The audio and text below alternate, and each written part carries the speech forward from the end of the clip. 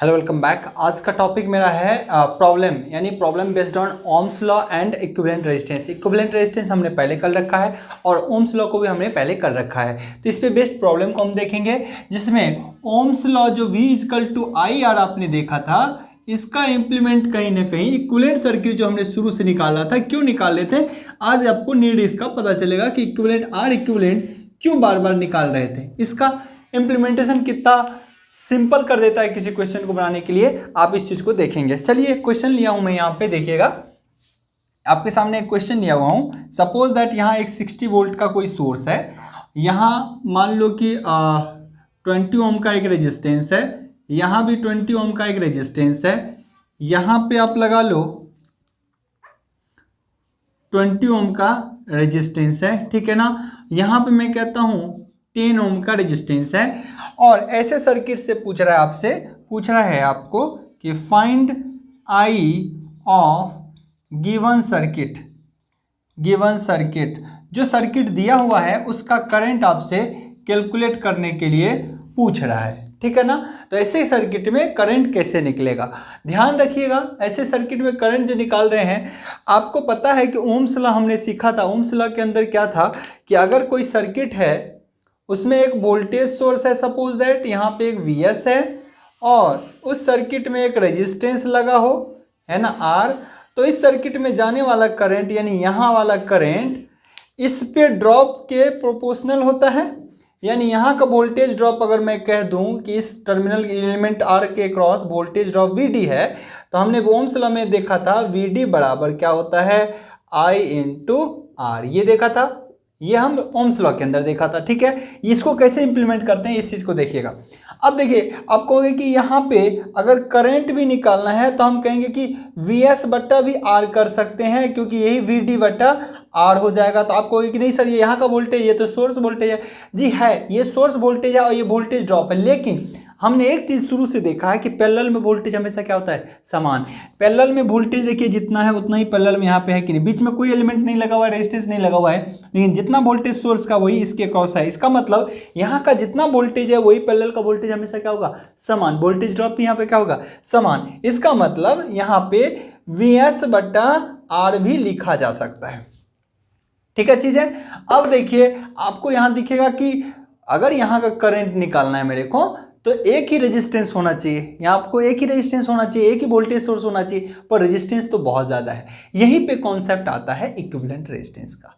Equivalent resistance क्या कहता है कि इतना को एक में कन्वर्ट कर दीजिए, ये इक्विवेलेंट रेजिस्टेंस कहता है। ये जो इतना देख रहे हो ना, इतना रेजिस्टेंस, इसको कन्वर्ट कर दीजिए एक रेजिस्टेंस में, जिसको हम बोलेंगे आर इक्विवेलेंट। अगर इस सर्किट को ये बना दिया जाए, देखिए ये वोल्टेज सोर्स जिसका वैल्यू आपको दिया हुआ है, मान लीजिए 60 वोल्ट दिया हुआ है, और दूसरा ये इस सर्किट को इक्विवेलेंट करके मान लीजिए एक पॉइंट यहाँ बोल देता हूँ मैं, एक पॉइंट यहाँ पे है A और दूसरा पॉइंट है यहाँ पे B।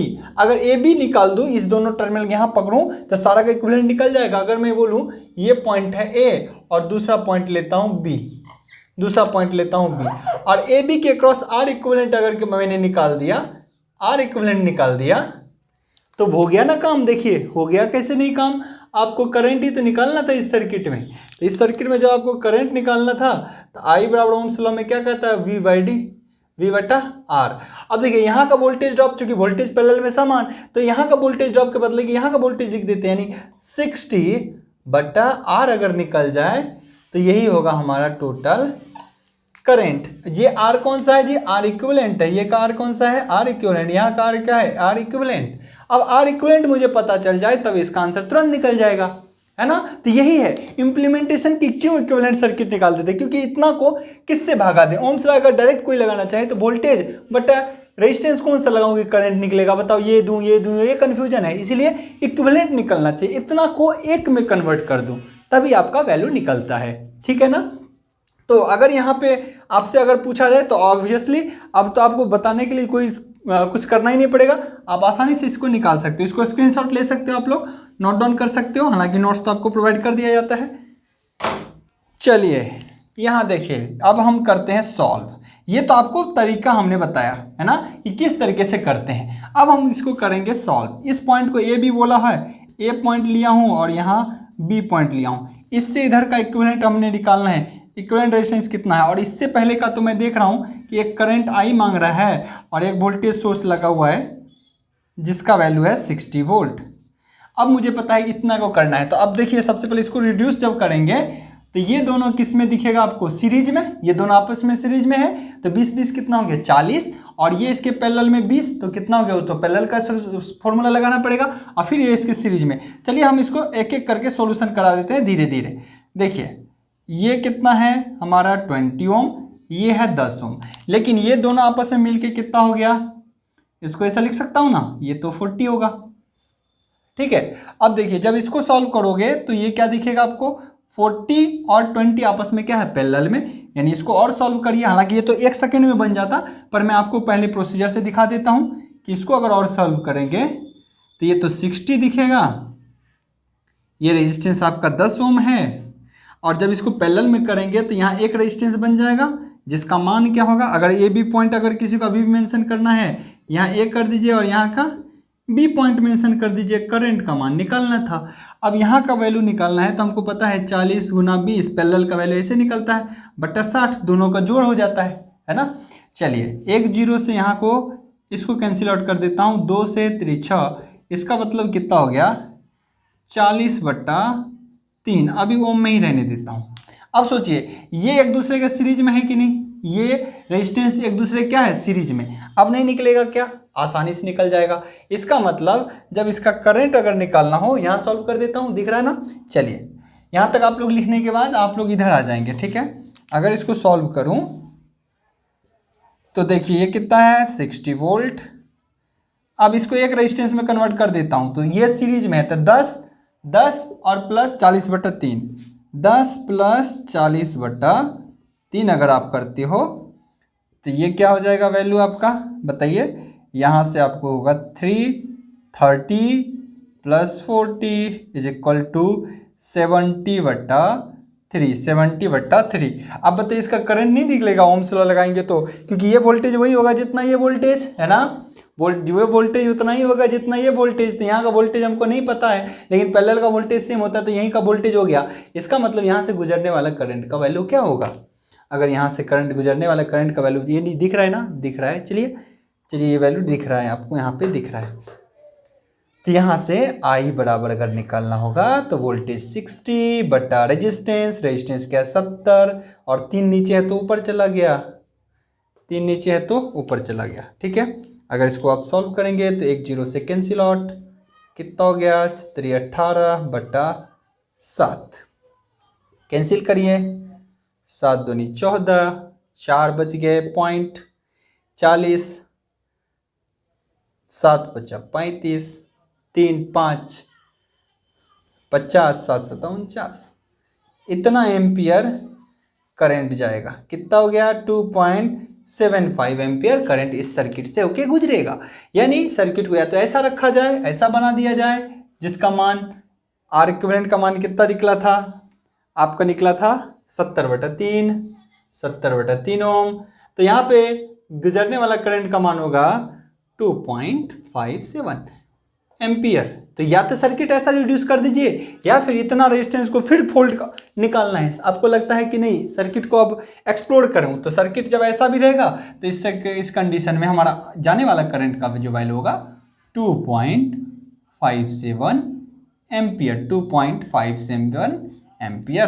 क्लियर ना, ये चीजें हैं। अब देखना यही ब्रांच वाइज करंट पूछ देता यहाँ तो हमको KCL KVL आना चाहिए। अब हम KCL KVL को आगे वाले लेक्चर में ऐड करेंगे, जिसमें स्टार डेल्टा भी हो जाए और क्या वहाँ पे नोडल एनालिसिस के क्वेश्चंस भी सॉल्व हो जाए, वहाँ के लिए करेंगे। पर यहाँ पे हमने ओम्स लॉ कैसे ज़्यादा सर्किट होने के बावजूद इंप्लीमेंट कर देते हैं ये हमने देखा। कुछ क्वेश्चंस और अभी लेंगे, जिस क्वेश्चन को हम बहुत आसान सिंपल वे में करने का कोशिश करेंगे और दो मेथड से करने का कोशिश करेंगे, जिससे कुछ चीज़ों का आपको आइडिया लग जाएगा। क्योंकि न्यूमेरिकल वैल्यू आपको बहुत ही ज़्यादा कॉन्सेप्ट को बिल्ड करने का कोशिश करता है। चलिए नेक्स्ट क्वेश्चन देखता हूं मैं यहाँ पे। नेक्स्ट एक सर्किट लेता हूं। देखिए यही रिलेट करना है, ऐसे नहीं ओम्स लॉ आया उसके क्वेश्चन बनाने सॉल्व कर दिए। क्यों पढ़ा था हमने आपका इक्विवेलेंट सर्किट। ये भी रीजन आपको पता लगने लगा कि इक्विवेलेंट सर्किट नहीं करने आता तो कैसे करंट ओम्स लॉ के करंट फाइंड आउट करते हैं, है ना। ये दिक्कत आ जाती है आपके सामने। इसीलिए इक्विवेलेंट रेजिस्टेंस से एक रेजिस्टेंस में कन्वर्ट करके हम करंट के वैल्यू को आसानी से किसी ब्रांच में निकाल सकते हैं। चलिए नेक्स्ट क्वेश्चन हमारे सामने है। सपोज दैट 20 वोल्ट का एक सोर्स ले रहा हूं, नेक्स्ट एक रेजिस्टेंस ले रहा हूं 5 ओम का, यहां एक रेजिस्टेंस ले रहा हूं मैं, एक और रेजिस्टेंस ले रहा हूं यहां,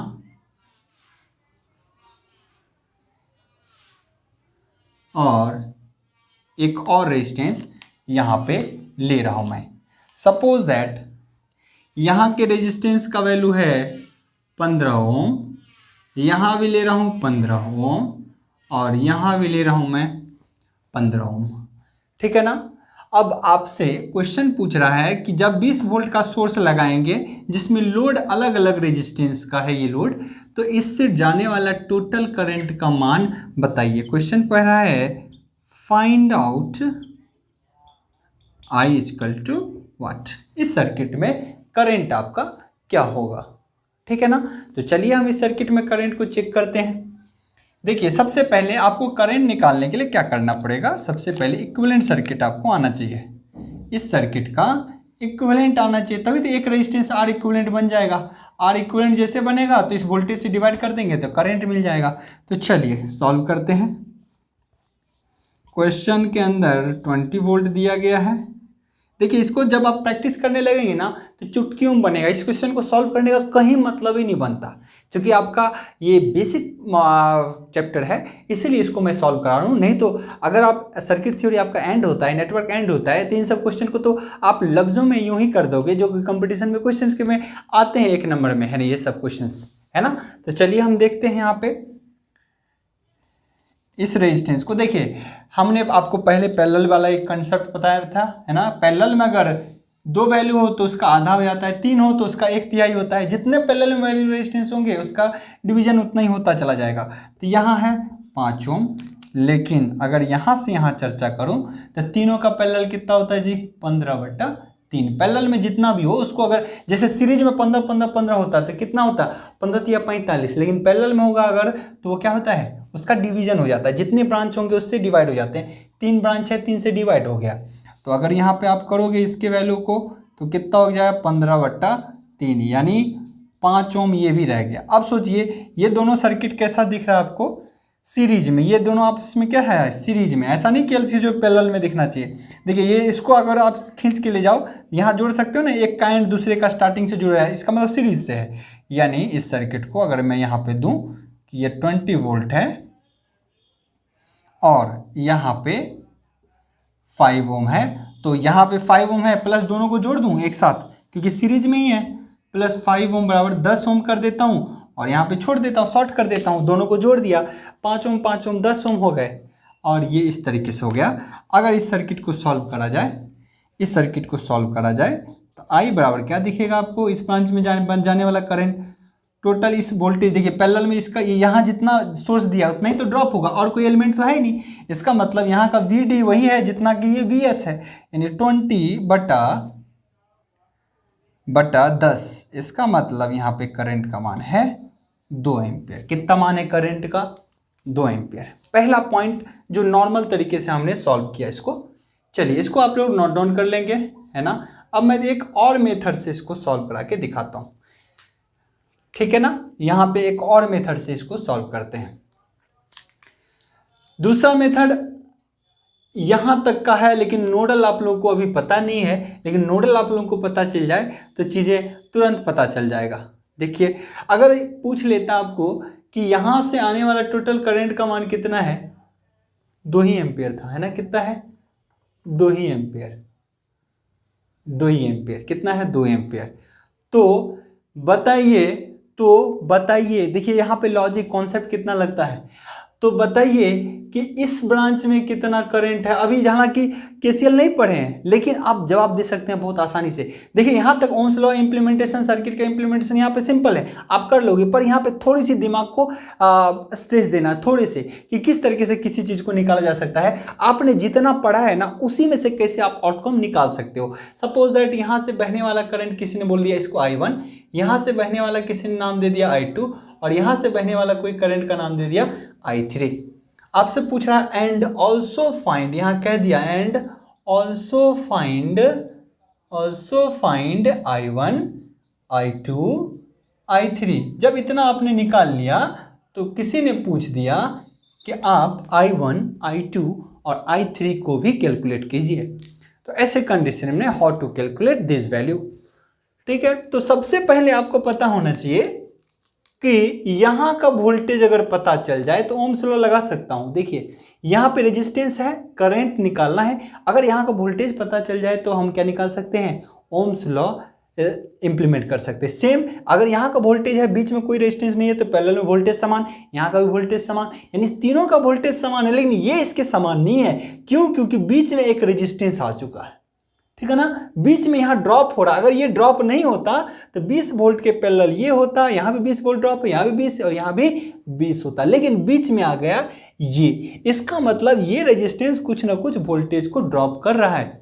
इसका मतलब इस एलिमेंट के क्रॉस अगर वोल्टेज ड्रॉप देखना है तो 20 में कुछ ना कुछ वोल्टेज ड्रॉप यहाँ खा रहा होगा। क्या कर रहा होगा? 20 में कुछ ना कुछ वोल्टेज यहाँ खा रहा होगा। उसके बाद जो वोल्टेज बचेगा वो इसके क्रॉस मिलेगा, वो इसके क्रॉस मिलेगा और ये इसके क्रॉस मिलेगा। थोड़ा सा समझिएगा, जितना हमको अभी तक पढ़ा है हमने उसी जुगाड़ से हम कोशिश करेंगे कि ये क्वेश्चंस बन जाए। हमको कोई ज़रूरत नहीं, अभी तक केसीएल नहीं पढ़े, आगे पढ़ेंगे, केवीएल नहीं पढ़े, आगे पढ़ेंगे, नोडल पढ़ेंगे, लेकिन फिर भी ये चीज़ें बन जाएगी। थोड़ी सी दिमाग लगाने की ज़रूरत है, समझिएगा। मैं कहता हूं इसी सर्किट को अगर मैं सॉल्व करने की कोशिश करूंगा, देखिए ये दोनों आपस में क्या एक तरीके से ये इसके साथ सीरीज में लगा है। यहाँ देखिए इसको मैं लिखने का तरीका देखिए, क्योंकि सर्किट देखने से भी बहुत आसान हो जाते हैं अगर आप आसान बनाते हो उसको। तो यहाँ देखिएगा ये कितने वोल्ट का है, 20 वोल्ट का, एक 20 वोल्ट का सोर्स है, और ये इसके तार को कोई छोटा करना चाहे तो ये नज़दीक इसके नहीं आ जाएगा क्या? ये चाहे तो कोई नज़दीक इसको लाना तो कोई दिक्कत होगा क्या? देखिए इसको कोई चाहे नज़दीक लाने के लिए तो लाया जा सकता है, जिसमें रेजिस्टेंस का मान कितना है, 5 ओम। रेजिस्टेंस का मान कितना है, 5 ओम। अब देखिए ये पॉइंट हम मान लेते हैं ए और ये पॉइंट को मान लेते हैं बी। समझिएगा एकदम बारीकी से, इस पॉइंट को हमने बोला ए और इस पॉइंट को हमने बोल दिया बी। अब उसके इधर जो लगा है उसको एज इट इज जोड़ दीजिए। एज इट इज जोड़ने का मतलब है ये, फिर एज इट इज जोड़ने का मतलब है ये, और फिर एज इट इज जोड़ने का मतलब है ये। देखिए टारगेट क्या है मैं आपको बताता हूँ। ये कितना है, 15 ओम, ये कितना है, 15 ओम, और ये कितना है, 15 ओम। चूंकि सब में अलग अलग पूछा है, सब में अलग अलग करंट पूछा है, तो हमने ब्रांच को हटा दिया है, सब ब्रांच को ले लिया एक साथ, है ना। जो हमने रिड्यूस किया था ब्रांच को क्या ले लिया। लेकिन अब इसको निकालना आसान इसलिए हो गया क्योंकि हमने पहले करंट निकाल लिया। सर्किट का क्या हुआ, टोटल करंट निकाल लिया। अगर डायरेक्ट यही करंट सब पूछ देता तो भी हमको पहले टोटल करंट निकालना पड़ता है। क्यों? क्योंकि टोटल करंट निकल जाएगा तभी इस रेजिस्टेंस में देंगे तो यहाँ का ड्रॉप बता देगा। यानी 20 निकला तो रास्ते में कितना खर्च हुआ, उसके बाद जो बचा उत्तर वो सब इधर मिलेगा। ठीक है ना, जो केवीएल कहलाता, आगे हम डिस्कस करेंगे। लेकिन यहाँ समझिए हुआ क्या, हमने इस सोर्स को भी देख लिया, सबको रिड्यूस करके देख लिया कि यहाँ से निकलने वाला जो करंट का मान है उसका मान है हमारा 2 एम्पियर। कितना है, 2 एम्पियर। तो समझिए एक ये वोल्टेज है, वोल्टेज में रेजिस्टेंस थोड़ा जुड़ेगा, कभी भी जोड़ेंगे तो क्या जुड़ेगा, कभी भी जोड़ेंगे तो क्या जुड़ेगा, हमेशा वोल्टेज जुड़ेगा। वोल्टेज में अगर कोई जोड़ेंगे तो क्या जुड़ेगा, एकदम पेशेंस से समझिए, क्योंकि थोड़ा सा मैं चाहता हूँ आपके दिमाग पे कुछ स्ट्रेस आए, कुछ लोड आए, ताकि ये चीज़ें आपको आसान लगने लगे। हम नहीं जानते केवीएल, कोई नहीं, बन जाएगा, बस दिमाग का खेला होता है। और केवीएल क्या है, जो आप बना रहे हो उसी में कहीं ना कहीं केवीएल इंप्लीमेंट हो रहा है ना, केसीएल कहीं ना कहीं इंप्लीमेंट हो रहा है। चलिए हम उस चीज़ को भी चर्चा करेंगे। समझिएगा हुआ क्या, अगर ये रेजिस्टेंस नहीं होता तो हम सीधे कहते हैं यहाँ पे वोल्टेज सेम 20, यहाँ का इसके अक्रॉस भी वोल्टेज 20 20 20, तो भागा देते 20/15, यहाँ का करंट पता चलता है, यहाँ 20/15 यहाँ करंट पता चल जाता है, यहाँ 20/15। लेकिन ये जो आ गया है इसका मतलब अब इसका पैरेलल में वोल्टेज ये नहीं हो सकता। क्यों? क्योंकि अब इतना मिलके, ये मिलके तब इसके पैरेलल में। देखिए तो अगर देखना है तो इस पॉइंट को ये दोनों खींचिएगा तो सीधा हो जाएगा। इसका मतलब ये जो है ए बी जो पॉइंट है इसको ऐसे उठाइए, ए बी को ऊपर उठाइएगा तो क्या दिखेगा, ये दोनों आपस में सीरीज में है और ये बेचारा अपना पैरेलल में, यानी ये इन दोनों के पैरेलल में। ठीक है ना? तो चलिए वही मैं कर दिया हूँ, इसी सर्किट को खींच के लाया हूँ। ठीक है ना? अब देखिए क्या हो रहा है, इसके अक्रॉस कितना वोल्टेज, यही तो पता करना, तभी तो यहाँ पे ओम्स लॉ लग जाएगा। यहाँ ओम्स लॉ कभी लगेगा, यहाँ ओम्स लॉ तभी लगेगा जब यहाँ का वोल्टेज पता हो और यहाँ का रेजिस्टेंस पता ही है, तो I1 I2 और I3 निकल जाएगा।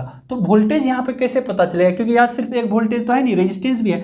अब समझिए यहाँ पे कुछ साइन कन्वेंशन थोड़ा सा समझ लीजिए, हालांकि KCL KVL पढ़ाऊंगा तो ये सब चुटकी में अपने को निकाल लोगे, पर मैं चाहता हूँ कि जितनी हमारे पास जुगाड़ है, जो भी हमारे पास रिसोर्सेज संसाधन है अब तक हमने पढ़ा है, उसी से निकल जाए तो आपके माइंड पे एक स्ट्रेस बैठेगा, एक दिमाग में आएगा कि हाँ इन चीज़ों को ऐसे भी किया जा सकता है। अब समझिएगा, अब क्या करेंगे, यहाँ इसके क्रॉस वोल्टेज आने के लिए 20 है और रेजिस्टेंस में तो हमेशा ड्रॉप पे होता है, तो 20 ऑलरेडी था और यहाँ ड्रॉप कितना होगा जी। कोई कहेगा यहाँ पे ओम्स लॉ से वोल्टेज बताइए, तो हम कहेंगे यहाँ का वोल्टेज पता करना है, तो करना है तो यहाँ का वोल्टेज अगर इसको मैं V1 मानूँ, मान लीजिए वोल्टेज यहाँ कितना होगा, तो हम कहेंगे 20 यहाँ का वोल्टेज होगा जो यहाँ का रेजिस्टेंस है और उसमें गुना कर दिए इससे गुजरने वाला करंट कितना 2। इसका मतलब कितना वोल्ट ड्रॉप हो रहा है, ये करंट है और ये क्या है, रेजिस्टेंस है।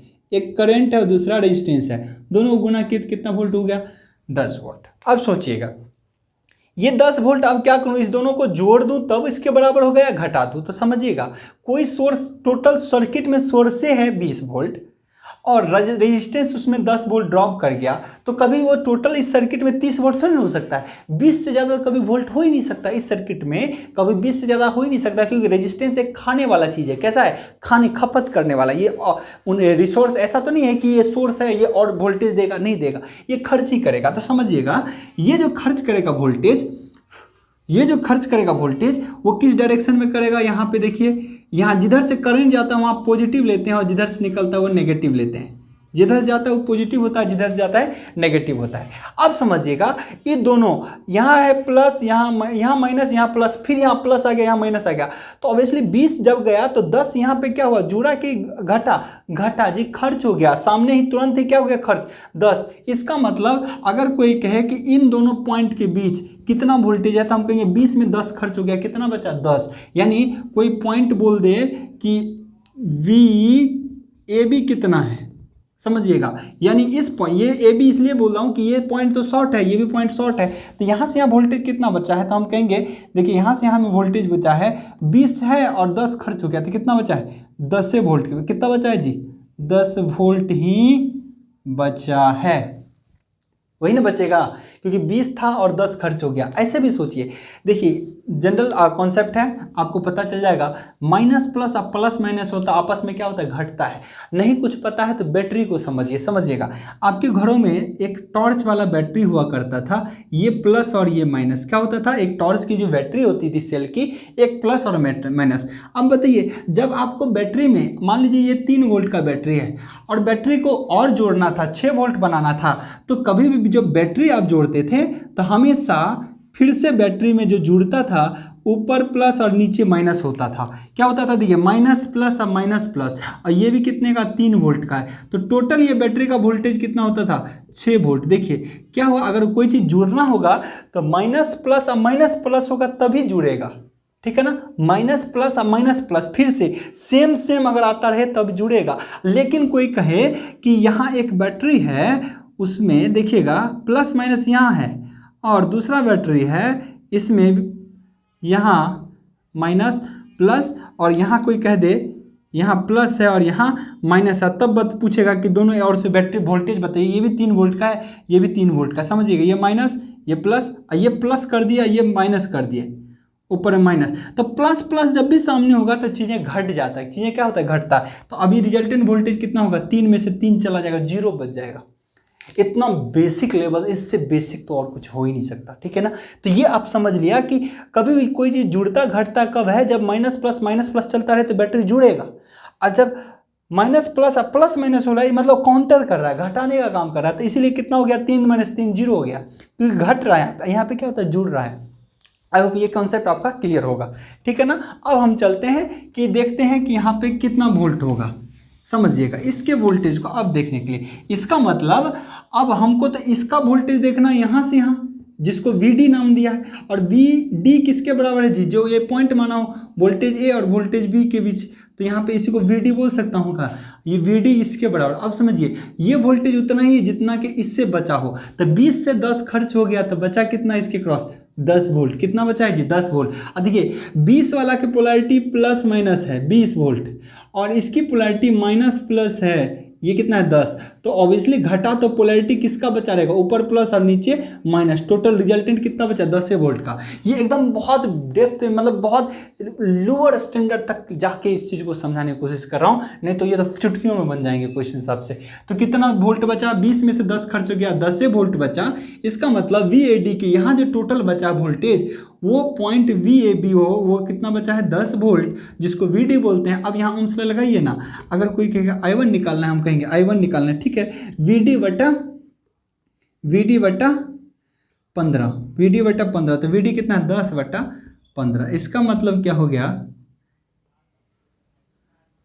2/3 एम्पियर, कितना हो जाएगा जी 2/3 एम्पियर आपका करंट हो गया I1 का, 2/3 एम्पियर आपका क्या हो गया करंट का वैल्यू हो गया। अब समझिए इसीलिए हम कभी भी करंट करते हैं ना, तो कभी भी सोर्स वोल्टेज बटा रेजिस्टेंस नहीं करेंगे, क्योंकि सोर्स वोल्टेज तो देखिए कुछ और है 20 वोल्ट है, 20/3 होता है, लेकिन नहीं, इसी एलिमेंट के अक्रॉस जितना वोल्टेज होता है ना, तभी तो ओम्स लॉ को आप समझ पाएंगे। देखिए बढ़िया से, ओम्स लॉ कहता है उस एलिमेंट में जाने वाला करंट और उस एलिमेंट का रेजिस्टेंस और उस एलिमेंट का करंट हमेशा रिलेशन ओम्स लॉ में इसी में देखा जाता है। अगर आप हमेशा इसी से भागा दे देंगे तब देंगे जब ये पैरेलल में रहता है, सोर्स वोल्टेज इसके पैरेलल में होगा तो आसानी से भागा दे देंगे, लेकिन बीच में कोई रेजिस्टेंस रहा तो तब भी VS अगर कर देंगे तो वैल्यू तो कुछ और आ जाएगा, बताइए। लेकिन ओम्स लॉ लगता है हमेशा उसी का एलिमेंट, उसी का वोल्टेज ड्रॉप और उसी का करंट, तभी तो ये निकला है कितना 10/15 यानी 2/3 एम्पियर।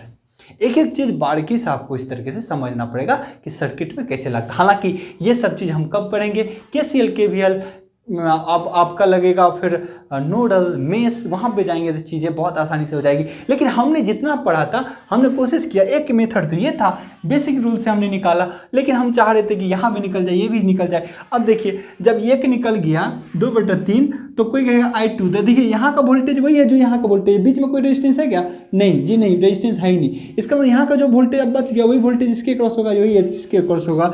इसका मतलब I2 भी कोई बोले इसके क्रॉस वोल्टेज पैरेलल में सेम है, क्योंकि यहाँ जो टोटल मिल के बचा है वो इसका है, और जो मिल के बचा है वो इसका है, इसका जो इसका है, इसका मतलब पैरेलल में वोल्टेज वही है। तो हम कह सकते हैं 10 बटा फिर कितना हो जाएगा 15, यहाँ भी बचेगा 2/3, ठीक है ना। यहाँ से 2 से काटेंगे, 5 × 15। फिर कोई बोलेगा I3, तो कोई बोलेगा इसका क्रॉस वोल्टेज जो इन दोनों को मिला के जो बचा है वो यहीं का है, या यहाँ का जो है वही का है, तो यहाँ में 10/15 मतलब 2/3। तो देखिए तीनों करंट को अगर जोड़ेंगे ना, यहाँ से समझिएगा, यहाँ से टोटल करंट कितना जा रहा था आपको पता है 2 ही एम्पियर, कितना जा रहा था 2 ही एम्पियर। लेकिन यहाँ कितना बचा, इसमें गया कितना 2/3, इसमें कितना गया 2/3, इसमें कितना गया 2/3। अगर 2/3 2/3 2/3 तीनों को जोड़ दोगे तो यहाँ कितना गया 2 ही एम्पियर करंट गया। टोटल मिला के कितना गया, यहाँ मिला के देखिए 2/3 प्लस 2/3। समझाने का कोशिश कर रहा हूँ एक एक चीज़ की, कितना बेहतर तरीके से आप समझ सकते हैं कि एक्चुअली मीनिंग क्या होता है। यहाँ देखिएगा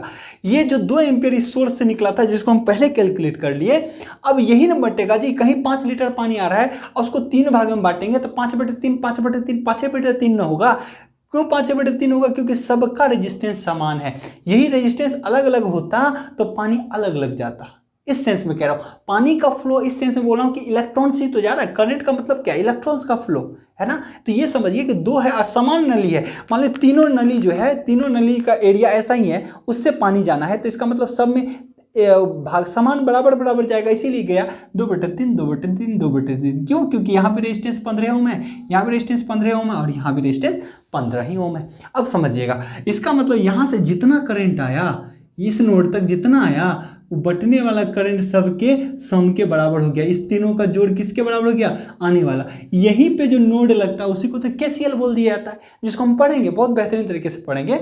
लेकिन इस चीज़ का आपको पता होना चाहिए कि यहीं पे जो नोड लगता है ना, यहीं पे जो नोड लग जाता है कि केसीएल कहता है किसी नोड पर, ये नोड है एक तरीके से, किसी नोड पर टोटल आने वाला करंट टोटल जाने वाले के बराबर होता है। तो यहाँ I1 जा रहा है, I2 जा रहा है, I3 जा रहा है, तो तीनों का सम कितना हो गया? 2 एम्पियर, और आने वाला कितना है? 2 एम्पियर। तो यही तो कहता है केसीएल किसी नोड पर टोटल आने वाला करंट टोटल जाने वाले के बराबर होता है, वही केसीएल कहलाता है। ठीक है ना? तो total incoming current is equal to total outgoing current. देखिए हो रहा है कि नहीं? तो हम इसको थ्योरी से पढ़ते हैं, फिर न्यूमेरिकल पे जाते हैं। जब इंप्लीमेंट करोगे तो किसी सर्किट में हर जगह कहीं ना कहीं ओम्स लॉ लग रहा होता है, हर जगह कहीं ना कहीं केसीएल लग रहा होता है, हर जगह कहीं ना कहीं केवीएल लग रहा होता है। तो इस तरीके के सर्किट सॉल्व होते हैं। तो आई होप यहाँ तक कोई कन्फ्यूजन नहीं होना चाहिए। आगे क्लास को हम देखेंगे कि एसी वेव से रिलेटेड किस टाइप के क्वेश्चन होते हैं, जिसको हमने अभी कराया था लास्ट डे आपको, है ना। तो उस पर बेस्ट क्वेश्चन करेंगे, वीपिक, वीएम, और चूंकि वहाँ भी क्वेश्चन को कर लेंगे तो एक एसी वेव से कैसे कैसे क्वेश्चन होते हैं, वीपिक, एवरेज और आरएमएस का पता चल जाएगा। और यहाँ वाले से तो क्वेश्चंस और लिंक करेंगे किस में? हम केसीएल में, केवीएल में, और फिर आपका नोडल में, मेस में, वहाँ सर क्वेश्चंस आपके बहुत ज़्यादा डील होंगे। तो आज के लिए रहने देता हूँ, आज के लिए इतना ही। Good luck, have a nice day.